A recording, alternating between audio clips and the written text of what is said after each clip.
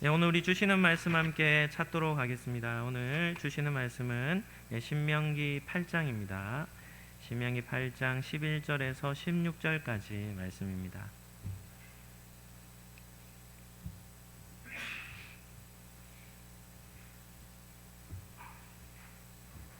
우리 한 절씩 교독하도록 하겠습니다. 제가 먼저 읽겠습니다.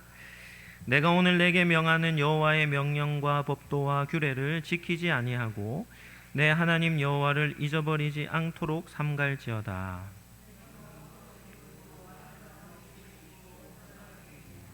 또 내 소와 양이 번성하며 내 은금이 증식되며 내 소유가 다 풍부하게 될 때에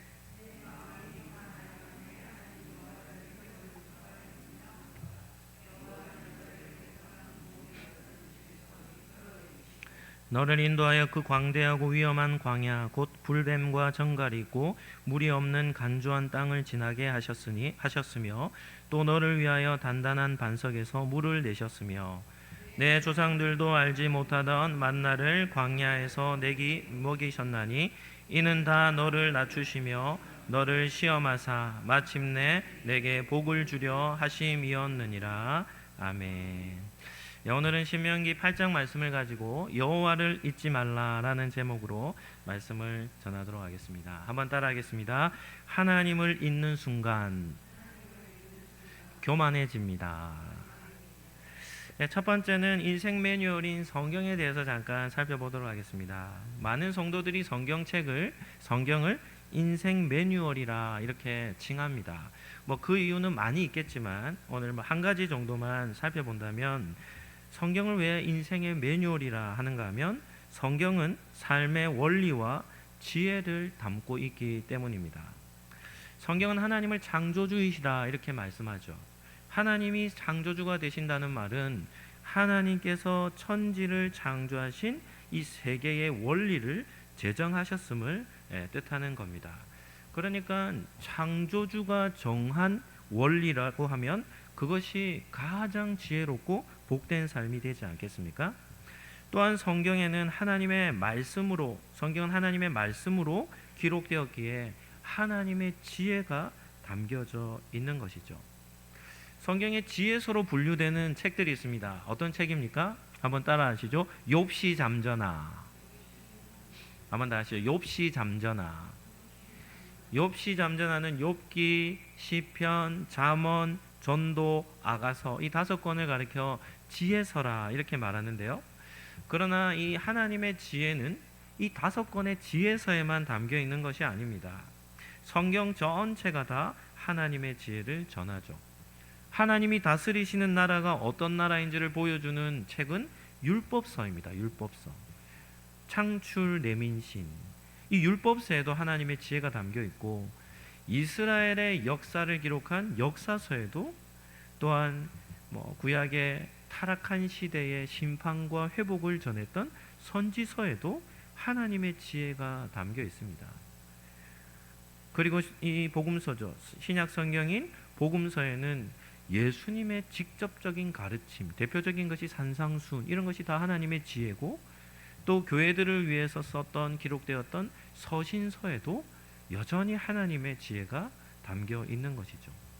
그래서 성경 전체가 다 하나님의 지혜를 기록한 내용입니다. 그래서 성경은 어느 책이든지 펴서 읽으면 이 세상을 살아가는 원리와 하나님의 지혜를 발견할 수 있게 되는 겁니다. 사람들은 저마다 각자의 지혜를 가지고 살아갑니다. 그런데 가만히 들여다보면 사람들이 가지고 있는 지혜는 잘못된 경우도 있고 지혜가 아닌 것을 지혜인 것처럼 여기며 살아가기도 하는 것이죠. 지혜를 얻는 방법은 경험을 통해서인데 우리가 경험할 수 있는 경험을 크게 둘로 나눈다면 어떤 경험과 어떤 경험이 있을까요? 긍정적인 경험과 부정적인 경험이 있습니다. 좋은 일을 경험할 때도 있고 좋지 못한 일을 경험할 때도 있는 것이죠. 그러나 우리가 경험하는 이 경험이 긍정적이냐 부정적이냐도 중요하지만 또 한 가지 중요한 것이 그 경험을 우리가 어떻게 받아들이는가 하는 것도 중요합니다. 긍정적인 경험이 많다고 해서 지혜를 얻는 것도 아니고 부정적인 경험이 많다고 해서 지혜를 얻지 못하는 것도 아니라는 것이죠. 경험이 많은 것이 올바른 지혜를 소유하고 있다, 이렇게도 말하는 것도 문제가 있습니다. 왜냐하면 그것을 어떻게 받아들이느냐에 따라 그것이 지혜가 되는지 안 되는지가 결정되기 때문입니다. 여기에서는 우리 성도들에게 주시는 은혜가 있습니다. 그것이 무엇이겠습니까? 성도는 모든 경험을 무슨 관점으로 받아들이는가 하면 믿음의 관점으로 받아들입니다. 믿음의 관점으로 해석하는 것이죠. 그래서 성도들에게는 긍정적인 좋은 경험도 유익이 될 수 있고, 때로는 어렵고 고난 같은 부정적인 경험도 성도들에게는 뭐가 됩니까? 유익이 될 수 있는 것이죠. 성경에 보면 가장 큰 고난을 받았던 인물이 나옵니다. 누구일까요? 욥이라는 인물이죠. 욥에게는 10명의 자녀가 있었습니다. 7명의 아들과 3명의 딸. 그런데 하루아침에 10명의 아들 자녀들이 다 이 사고로 인해 집이 무너짐으로 하루아침에 10명의 자녀들을 다 잃어버립니다. 이방의 민족의 공격으로 엄청난 재산들을 다 잃어버리게 되고, 몸에는 머리부터 발끝까지 이 심한 종기, 피부병에 걸려가지고는 가려움이 너무 심해서 기와 같은 이런 조각으로 몸을 끌지 않으면 견딜 수 없는 고통을 겪은 것이죠. 그 지역에서 가장 부자였던 욥이 하루아침에 모든 것을 다 잃어버리는 그런 극심한 고난을 겪게 됩니다. 그런데 이러한 고난을 통해서 어떻게 보면 욥의 인생에 이 기억하기도 싫은 그런 어려움이 아니겠습니까? 그런데 욥은 이러한 극심한 고난을 통해서 어떤 유익을 얻게 되는지 압니까? 제가 오늘 기도할 때 읽었던 본문입니다. 욥기 42장 5절 말씀입니다. 우리 같이 한번 읽어보시죠. 시작. 내가 주께 대하여 귀로 듣기만 하였사오나 이제는 눈으로 주를 배움나이다. 욥의 인생에서 가장 처참한 고난의 때, 욥은 그 고난의 때를 통하여 어떤 일이 일어나는가 하면 하나님을 아는 지식이 어떻게 됩니까? 성장하는 겁니다. 하나님을 아는 깊이가 달라지게 된 것이죠. 세상 사람들은 그러한 때를 어떻게 보면 부정적으로 받아들일지는 모르겠지만, 성도는 좋은 일이 있을 때든 또 험난한 고난의 때를 경험할 때든 이 모든 것이 다 믿음의 관점으로 우리는 해석하고 받아들이기 때문에 성도에게는 이런 고난도 하나님을 알아가는 생명의 지식을 얻게 되는 계기가 된다는 것이죠.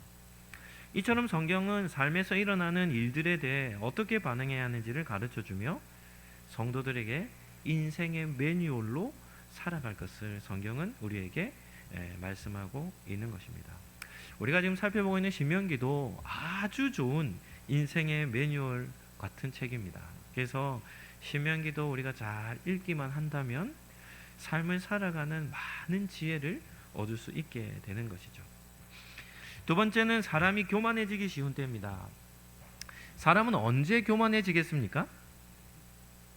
사람이 교만해질 때가 있어요. 그때가 언젠가 하면 큰 성공을 이루었을 때, 뛰어난 성과를 냈을 때 사람은 어떻게 되냐면 교만해집니다. 마음이 높아지죠. 왜 그런가 하면 남보다 자신을 어떻게 여기기 때문이냐면 우월하게 여기기 때문입니다. 교만한 사람들은 다 다른 사람들을 업신여깁니다. 그러면서 한 가지 마음에 가지고 있는 생각이 뭡니까? 나는 당신들보다 더 낫다는 우월의식을 갖게 되죠. 이런 것이 큰 성공과 뛰어난 성과를 냈을 때 자연스럽게 나타나는 그런 현상입니다. 학문적인 성과를 낸 지성인이라든지 경제적인 큰 부를 가진 부자라든지 사업에 크게 성공한 기업가라든지 인기가 많은 연예인이라든지 무언가 자랑할 것이 있는 사람에게서 나타나는 공통된 특징이 무엇인가 하면 교만함입니다. 지혜로운 성도는 어떤 사람인가? 지혜로운 성도는 두 가지, 교만과 관련된 두 가지 지식을 가지고 있어야 하는데, 첫 번째는 사람이 언제 교만해지는지에 대해서 성도는 알아야 합니다. 그래서 그 교만해지는 때를 알고 있어야 그 때를 주의하며 지날 수 있는 것이죠. 두 번째는 교만이 우리 신앙에 얼마나 큰 위험 요소인지를 아는 사람이 지혜로운 사람입니다. 성도에게는 왜 교만이 위험한 요소가 되겠습니까? 이 교만이 마음에 싹트기 시작하면 어떤 관계를 무너뜨리는가 하면 하나님과의 관계를 무너뜨리기 때문입니다. 교만과 관련된 성경 구절은 생각보다 많습니다. 특히 지혜서에 많은데요. 대표적인 본문이 잠언 16장 18절입니다. 한번 같이 한번 읽어보실까요? 시작. 교만은 패망의 선봉이요 거만한 마음은 넘어짐의 앞잡이니라. 솔로몬이 전하는 지혜입니다. 솔로몬이 뭐라고 얘기하냐면 교만의 뒤에는 무언가 반드시 따라오는 것이 있는데 그것이 무엇이죠? 넘어짐과 멸망이라는 겁니다. 교만은 정말 무서운 요소죠. 교만해지면 그 사람이 자연스럽게 어떤 일을 경험하냐면 그 인생이 무너짐을 경험하고 그 인생이 패망하는, 완전히 망하는 삶을 살게 될 것임을 말하고 있는 것입니다. 성도에게 있어서 가장 위험한 때가 언제인가? 교만해질 때입니다. 교만해지면 눈이 어두워져 버려요. 눈의 어두움이라는 것은 지혜, 깨달음의 어두움을 얘기하는 겁니다. 그리고 교만해지면 또 뭐가 다치냐면 귀가 다쳐버립니다. 그래서 뭐 드라마라든지 이런 데 보면 주변에서 그 사람을 위해서 아무리 좋은 말, 그런 말을 해도 듣습니까? 듣지 않습니까? 전혀 듣지 않습니다. 선명했던 하나님의 뜻을 깨닫지 못하고 그토록 잘 들렸던 하나님의 음성이 들리지 않게 되는 것이죠. 그러니까 영적으로 눈이 막히고 귀가 막혀버리니까 어떤 일을 경험하겠습니까? 그때부터는 무엇을 해야 할지 알지 못하는 그런 현상이 나타나는 것인데, 그러나 문제는 그러한 삶을 살아가고 있는 자신이 깨닫지 못하는 것이죠. 성도에게서는 큰 업적보다, 큰 부를 소유하는 것보다 더 중요한 것이 있습니다. 그것이 무엇이겠습니까? 하나님 앞에서 겸손함을 유지하는 것이죠. 한번 따라하겠습니다. 교만만 멀리해도 중간 이상은 합니다. 뭐만 멀리해도요? 교만만 멀리해도 성도는 중간 이상은 합니다. 그만큼 교만이라는 요소가 우리 성도들에게 신앙에 있어서 위험 요소라는 것을 기억할 수 있어야 합니다. 세 번째는 지혜로운 삶입니다. 오늘 본문을 통해서 우리가 발견해야 될 지혜로운 삶은 무엇인가? 이 교만을 멀리하는 삶은 무엇인가? 세 가지로 한번 살펴보겠습니다. 첫 번째는 여호와를 잊지 말라는 것이죠. 시편을 읽을 때는 어떤 것을 깨닫냐면 다윗의 지혜를 감탄하게 됩니다. 이제 우리가 내일부터 시편을 읽게 될 것인데요. 다윗의 시라고 적혀있는 시편이 73편이 됩니다. 거의 반이 되는데 다윗의 시를 읽어보면 이 다윗의 이 지혜가 엄청나게 깊다는 사실을 깨닫게 될 것입니다. 잠언을 읽을 때면 솔로몬의 지혜를 감탄하게 되고 서신서를 읽게 되면 바울의 지혜를 깨닫게 됩니다.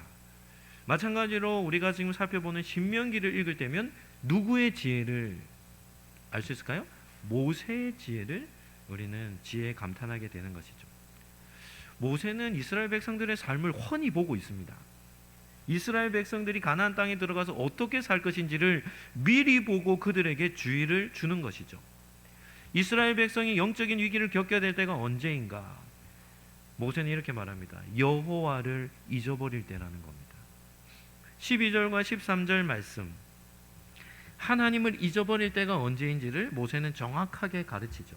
12절에 보시면 내가 먹어서 배부르고 아름다운 집을 짓고 거주하게 되며 또 내 소와 양이 번성하며 내 은금이 증식되며 내 소유가 다 풍부할 때에. 하나님을 잊어버리기 쉬운 때가 언제라는 겁니까? 아름다운 집을 짓고 살 때, 먹을 것이 부족함이 없을 때, 소와 양이 번성하고 은금이 많을 때, 무언가 우리의 삶 속에 부요함, 충만한 만족한 것을 누리게 될 그때 이스라엘 백성에게서 나타나는 현상이 무엇입니까? 하나님을 잊어버리기 쉬운 때라는 것이죠. 우리도 삶을 살아가다 보면 하나님을 잊고 살 때가 우리에게도 있습니다. 그때가 언제겠습니까? 모세의 말대로 삶의 평안하고 삶의 문제가 없을 때 우리에게는 하나님을 잊어버리는 그런 일이 나타나는 것이죠. 삶의 문제가 없을 때 우리의 영적 상태는 무뎌집니다. 그리고 알게 모르게 하나님을 찾지도 않고 하나님을 없이도 살아갈 수 있음을 우리가 정서적으로 이렇게 느끼게 되는 것이죠. 성경에도 보면 믿음이 좋은 선조들도 이런 평안할 때 넘어지는 경우들이 많이 있음을 봅니다. 그러니까 훌륭한 믿음의 선조들도 평안할 때 넘어진다면 일반적인 성도들이라고 한다면 더 쉽게 넘어지지 않겠습니까? 다윗이라는 인물은 팔방미인입니다. 모든 신앙의 영역에서 뛰어난 모습을 보이죠. 축구 선수들이나 이런 선수들을 평가할 때도 육각형 선수들이 있다거든요. 6가지의 요소들이 있는데 그런 요소들이 아주 균형을 잘 이룬 선수들을 평가하는 것인데 다윗 역시도 그러한 인물입니다. 그런데 다윗의 삶에서 큰 실수, 큰 죄를 범했을 때가 있죠. 그때가 언제였는가 하면 다윗의 왕권이 안정되고 이스라엘의 군사력이 이방 모든 나라들보다 뛰어납니다. 그래서 전쟁에 나가도 패배를 경험하지 않았던 때죠. 그러한 다윗의 때, 평안한 그때에 다윗이 어떻게 되냐면 하나님을 잊어버립니다.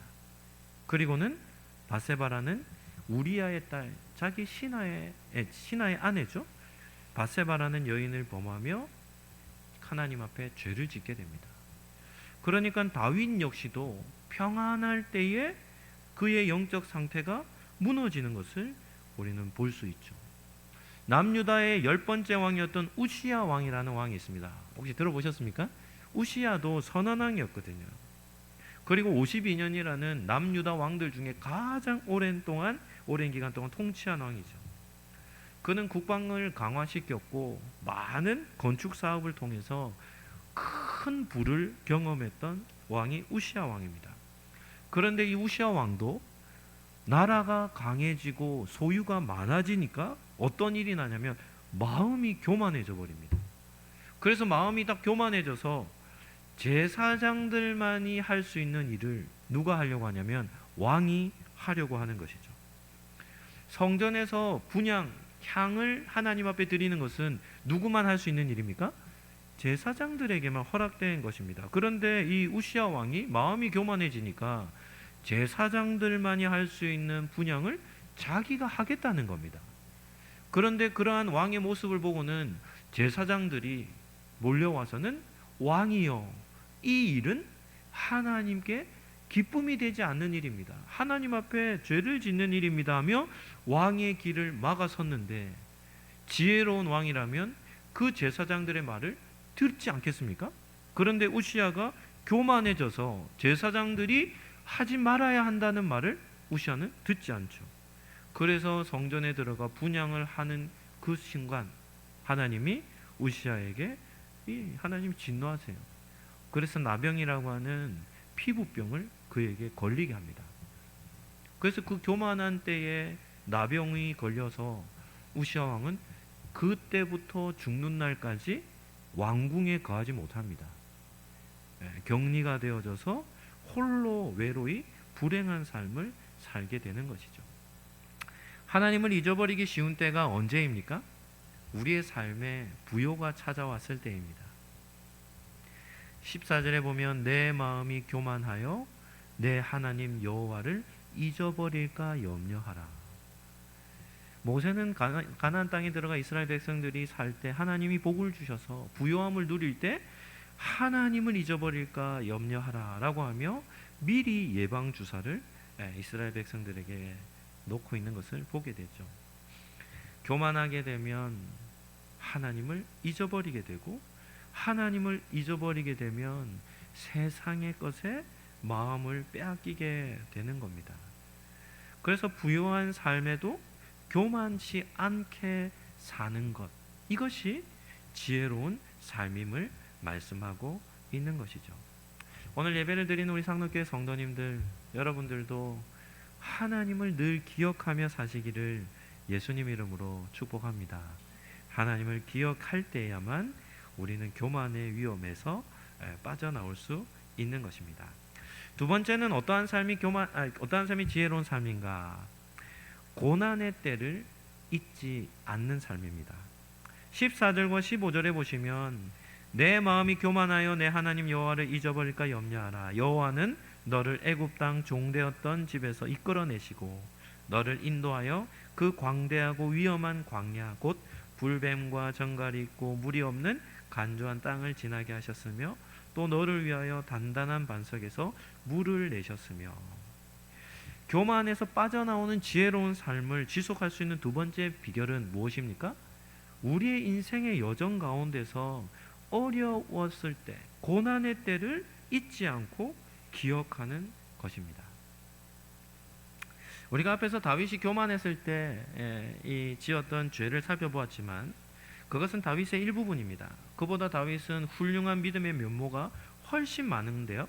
저는 사무엘상을 읽을 때 아주 인상 깊은 장면들 중에 한 장면이 다윗이 사울왕 앞에 서게 될 때의 다윗의 태도가 인상 깊었습니다. 다윗의 인생에서 중요한 한 기점이 딱 있습니다. 다윗의 인생이 완전히 바뀌는 기점, 그때가 언제였을까요?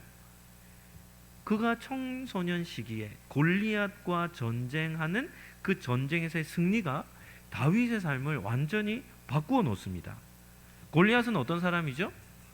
블레셋을 대표하는 장수요, 키가 3m가 넘고 그리고 어릴 때부터 싸움에 능한 사람이었습니다. 그러니까 골리앗은 싸우면 지지 않는 그런 거인 장수였죠. 그러니까 사울왕과 이스라엘 백성들이 군대가 골리앗 앞에 맞설 사람이 한 사람도 없었습니다. 그런데 소년 다윗이 골리앗이 하나님의 백성, 하나님의 군대를 모욕하는 소리를 듣자마자 골리앗과 싸우겠다라는 그런 마음을 먹고 결국에는 나가 골리앗의 목을 자릅니다. 그리고 하나님의 영광을 드러내죠. 이 골리앗과 전쟁을 통해서 다윗의 삶이 어떻게 바뀌는가 하면 사울이 다윗을 보자마자 어떤 마음이 들었겠습니까? 집으로 돌려보내기가 싫은 겁니다. 그래서 사울이 다윗을 자기의 군대 장관으로 딱 삼습니다. 그리고 온 이스라엘 백성 앞에서 골리앗을 물리쳤다고 하니까 다윗의 인기가 어떻게 될까요? 하늘을 찌르는 겁니다. 그래서 골리앗과 전쟁 이후에 다윗은 국민의 영웅이 되어버립니다. 그런데 문제는 무엇인가 하면 이러한 다윗을 누가 질투할까요? 사울이 질투하기 시작하는 겁니다. 가만히 보니까 모든 이스라엘 백성들이 다윗을 좋아하는 겁니다. 그래서 이 사울이 어떤 마음을 드냐면 이 다윗을 가만히 두었다가는 무엇까지도 빼앗길 것이라고 여길까요? 왕의 자리까지도 빼앗길 것이라는 그런 위기의식을 갖고 그때부터 이 사울이 다윗을 죽이기로 결심하죠. 그래서 10년 동안 다윗을 쫓아 죽이려 하는 겁니다. 그런데 사울은 다윗을 죽이려 했지만 다윗은 사울왕을 어떻게 대합니까? 하나님께서 기름 부으신 왕으로 끝까지 그의 생명을 지키는 모습을 보여줍니다. 이 다윗이 도망자의 인생을 살다가 사울 앞에 설 때가 있었거든요. 그 다윗이 사울왕 앞에 설 때마다 자신을 뭐라고 얘기하는 줄 압니까? 사무엘상 24장에 보면 엔게디 광야에서 다윗이 사울 앞에 섰을 때 이렇게 말합니다. 저는 죽은 개와 벼룩 같은 존재입니다. 이렇게 말합니다. 사울왕 앞에 다윗이 설 때마다 자기는 뭐와 같다고요? 죽은 개와 같고 벼룩과 같다 이렇게 말합니다. 하길라 산에서도 다윗이 사울왕 앞에 섰을 때 이렇게 말합니다. 왕이여, 한 마리의 벼룩 같은 저를 왜 그렇게 죽이려 합니까? 다윗은 사무엘 선지자를 통해서 머리에 기름 부음을 받았습니다. 그래서 사울왕을 이어 왕이 될 사람이라는 것을 자기 스스로도 알고 있었습니다. 그럼에도 불구하고 사울 왕 앞에 설 때마다 다윗은 어떻게 서는가 하면 내가 당신을 이어 이스라엘의 왕이 될 것이라는 왕의 의식을 가진 것이 아니라 자신은 아버지 집에서 양을 치는 목자의 정체성을 갖고 있었던 겁니다. 그래서 사울 왕 앞에서 한 번도 교만한 모습을 가지지 않고 사울은 하나님이 기름 부으신 왕으로 높이며 자신은 비천한 목자라는 그 정체성을 잊지 않고 있었던 겁니다. 이러한 의식을 갖고 있을 때 과거의 내 모습이 어떠한지를 다윗이 기억하며 살 때 다윗은 겸손함을 유지할 수 있었던 것이죠. 합천교회 사회 갈 때 하나 수집사님이 계셨습니다. 사회적으로도 경제적으로도 부족함이 없었는데요, 늘 겸손하게 목회자들을 잘 섬겨주셨습니다. 그분과 만나서 이렇게 식사 교제를 할 때마다 그분은 어떤 생각을 갖고 계시는가 하면 지금 현재의 그분은 주목하지 않았습니다. 자신의 어릴 때의 삶을 늘 기억하며, 목사님 저는 어릴 때 너무 가난하고 어려움이 많았던 그런 험난한 삶을 살았습니다. 과거의 자신의 어려운 고난의 때를 늘 기억하며 무엇을 감사하냐면 현재를 감사하는 겁니다. 저는 그렇게 첩첩산골 가난한 동네에 태어나 그런 어려운 환경을 겪으며 살았는데 하나님께서 지금 이러한 복을 주셨습니다 라고 하며 현재에 이룬 업적이 아닌 과거의 고난의 때를 늘 기억하며 살아가니까 이분의 삶이 마음이 높아지지 않는 겁니다. 그리고 늘 하나님 앞에 감사하며 고백하며 살아가는 모습을 유지하고 있었던 것이죠. 이것이 바로 모세가 전했던 지혜로운 삶의 두 번째 원리입니다. 이스라엘 백성이 가나안 땅에 들어가 하나님께서 주신 그 풍성한 은혜, 평안한 삶을 누리게 될 때 교만하지 않을 수 있는 방법이 무엇인가 하면 현재 누리고 있는 자신의 업적과 성공과 부함에 포커스를 갖추는 것이 아니라 과거에 우리는 애굽에서의 노예로 살았고 광야의 여정 속에서 험난한 인생을, 하나님의 은혜가 없이는 살 수 없었던 인생을 기억하는 겁니다. 고난의 때를 기억하면 어떤 일이 나냐면 마음이 높아지지 않는 것이죠. 도리어 하나님의 베풀어진 은혜를 기억하며 감사하는 삶을 살아갈 수 있음을 전하고 있는 것입니다. 오늘도 우리 예배를 드리는 우리 성도님들도 과거에 어려웠던 때를 잊지 않고 살아야 우리가 하나님 앞에서 마음이 높아지지 않고 하나님을 잊지 않는 삶을 살아가게 될 줄로 믿습니다. 마지막 세 번째입니다. 세 번째는 하나님 앞에서 겸손하라는 겁니다. 16절에 보시면 내 조상들도 알지 못하던 만나를 광야에서 내게 먹이셨나니 이는 다 너를 낮추시며 너를 시험하사 마침내 내게 복을 주려 하심이었느니라. 우리가 지난 주일에 살펴본 설교의 핵심이 무엇이죠? 믿음의 성장은 언제 일어난다고 했습니까? 고난을 통해서 일어난다고 했죠. 왜냐하면 고난은 하나님을 경험할 뿐만 아니라 하나님의 특별한 은혜를 경험하는 그런 때이기 때문입니다.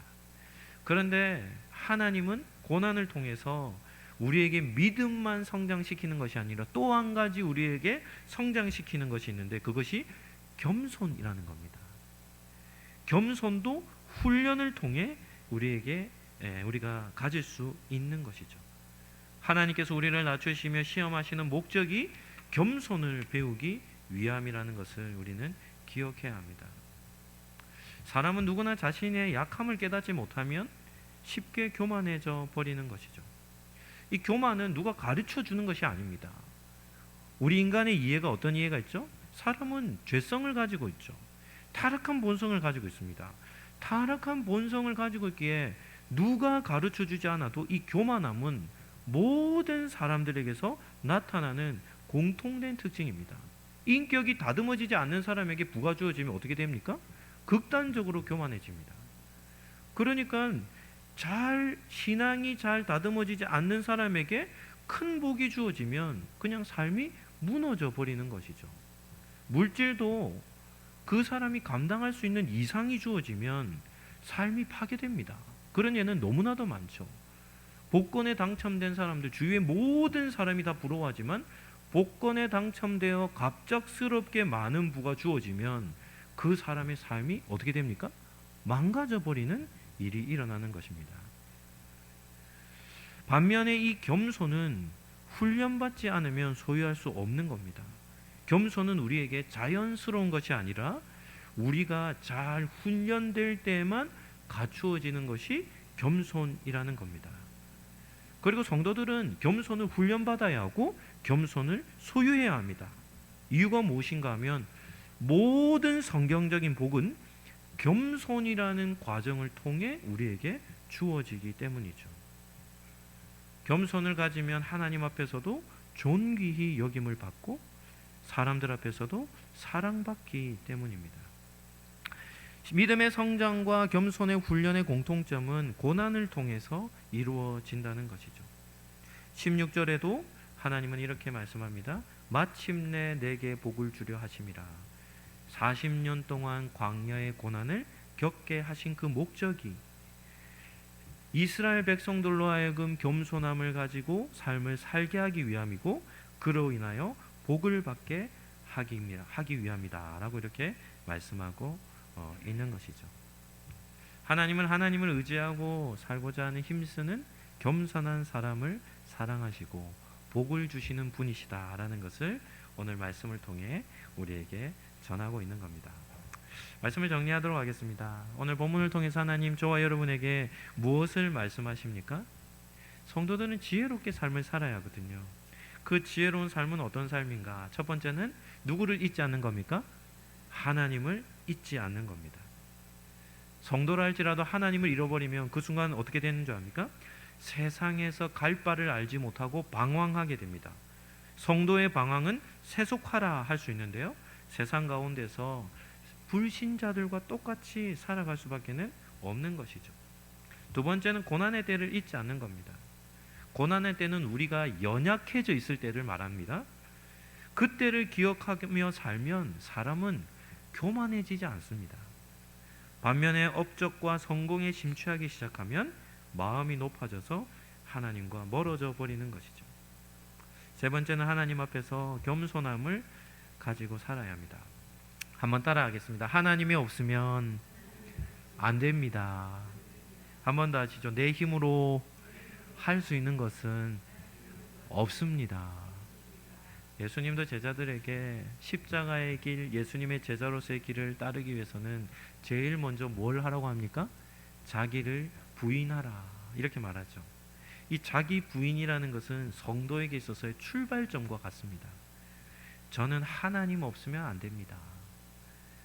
내 힘으로 할 수 있는 것은 아무것도 없습니다.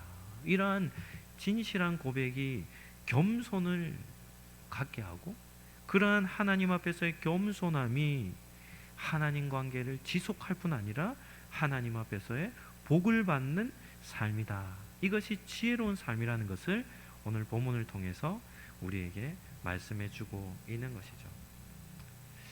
오늘 예배를 드리는 우리 상록교회 성도님들도 하나님을 잊지 않고 우리가 연약한 존재라는 것을 늘 기억함으로 하나님 앞에서 자신을 낮추며 겸손한 삶을 살아가는 우리 성도님들이 되시기를 예수님 이름으로 축복합니다.